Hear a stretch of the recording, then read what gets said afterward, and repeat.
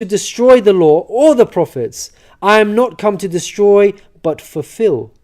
Jesus obeyed and followed the law of Moses throughout his life. Jesus didn't sing a new song. He sang the same song of Moses, the Torah. Moreover, the disciples of Jesus also followed the law of Moses, even after Jesus departed. In the book of Acts, we are told that the disciples looked to the Torah for guidance. For the law of Moses has been preached in every city from the earliest times. In Isaiah, God emphasizes the universal mission of the coming person by mentioning that he will be made a covenant for the people and a light for the Gentiles.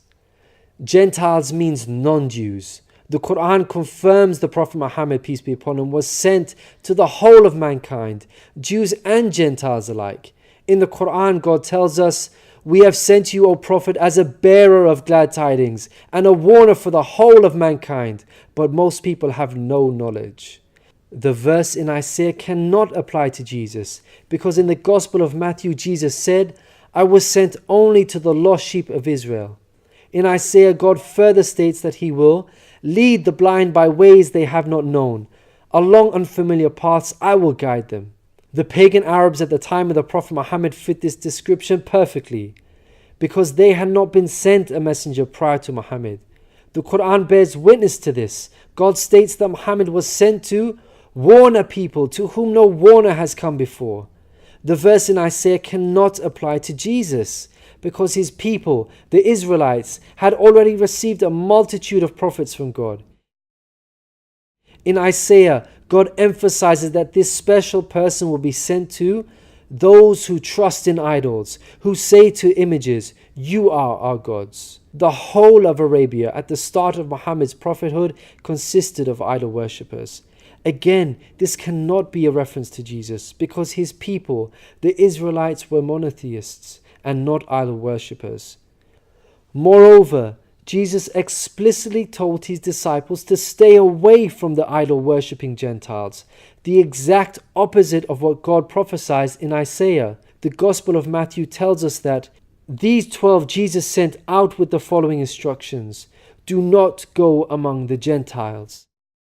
In Isaiah, God states that this special person will be a warrior and will go forth as a mighty man. He shall stir up jealousy like a man of war. He shall cry, yea, roar. He shall prevail against his enemies. Throughout history, God has dealt sternly with those who are sent guidance and persist in disbelief. Prophet Muhammad, peace be upon him, had to engage in many battles with the idol-worshipping enemies of God and ultimately prevailed against them. By comparison, Jesus did not triumph over his enemies. According to Christians, he was crucified by them. Moreover, Jesus wasn't interested in fighting. He was not a man of war. He was a pacifist, according to the Bible. He said such things as, "For all who draw the sword will die by the sword," and "My kingdom is not of this world. If my kingdom were of this world, then would my servants fight." In Isaiah, God gives us a list of momentous achievements for this special person. Chief of these is that the idol worshippers will be turned back in utter shame. Not only did the Prophet Muhammad conquer Mecca, the pagan capital of Arabia, but by the end of his life, in just 23 short years of prophethood, Arabia had shunned idol worship and now worshipped the one true God of Abraham. This cannot apply to Jesus, as it was Christians themselves who were humiliated and greatly ashamed for hundreds of years after Jesus. They were persecuted at the hands of the Roman Empire, who were idol worshippers. They executed some of the apostles of Jesus, such as Peter and Paul. Christians were tortured and even fed to the lions. Finally, Isaiah closes with an admonishment from God. "Hear, you deaf. Look, you blind, and see. You have seen many things, but you pay no attention. Your ears are open, but you do not listen. Which of you will listen to this or pay close attention in time to come?" It seems clear that the deaf and blind God is talking about in this verse are those who reject Prophet Muhammad, peace be upon him. Who among you will heed God by acknowledging him? Who will listen and pay close attention in time to come?